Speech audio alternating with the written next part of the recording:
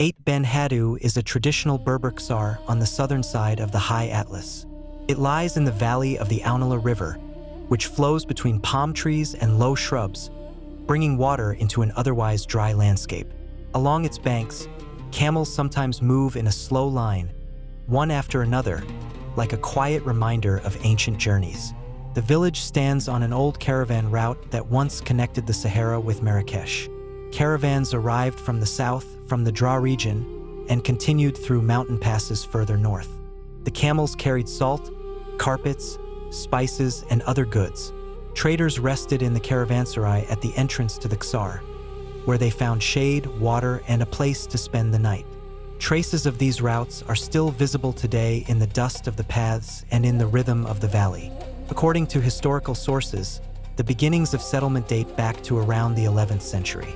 The oldest preserved parts of the Ksar come from the 17th century, but the site itself developed over many generations.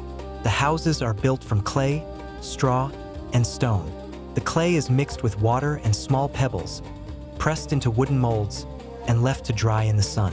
The walls have a warm ochre color because they are made from the same earth that forms the surrounding landscape. From a distance, the entire place blends with the nearby hills.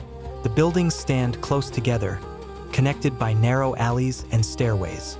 Some houses have towers and upper sections decorated with simple geometric motifs. When walking through the alleys early in the morning, one hears only footsteps on clay steps and the occasional creak of wooden doors. The sun slowly leans against the walls of the houses, and their color shifts from cool gray to warm orange. The air is clean and dry, carrying only a faint scent of dust and wood. Local people begin their day slowly. Someone sweeps in front of their house. Someone else carries baskets of clay to repair a wall. Everything follows a rhythm that has remained unchanged for generations. Ait Benhaddou is now listed as a UNESCO World Heritage Site because it has preserved the traditional form of earthen architecture. Restoration is ongoing. Local communities repair the houses using the same materials that were used in the past. Clay is applied layer by layer, cracks are filled with a mixture of straw and earth, and wood is replaced with hand-carved beams. Care is especially needed after rainfall, which can weaken the earthen walls. Repairs are not only technical work, they are moments when neighbors meet, share experience, and reaffirm their connection to the place they inhabit. Today, some of the houses serve as small workshops. Craftsmen produce leather bags, woven belts, pottery, and small objects with Berber motifs. A local specialty is paintings made with tea, creating delicate shades of brown and ochre. On wooden tables lie souvenirs that reflect local traditions. If one stops for a moment, it is possible to hear the soft rustle of a brush, the rhythmic tapping of a chisel, or short conversations between artisans working much like their ancestors did. Ait Benhaddou also became famous thanks to film.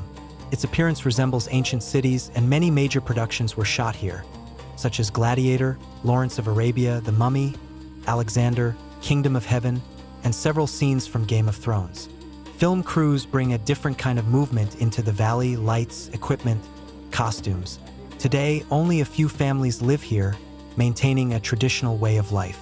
Other houses serve as workshops, galleries, or places where visitors can walk through the narrow alleys and climb to the top. From there, one can see the Ounila River, palm groves, and the paths once walked by caravans of camels. If one pauses and lets their eyes adjust to the light, it is easy to imagine long lines of camels moving slowly through the valley, the mingling of footsteps in the dust, and the glimmer of water that gives life to the landscape.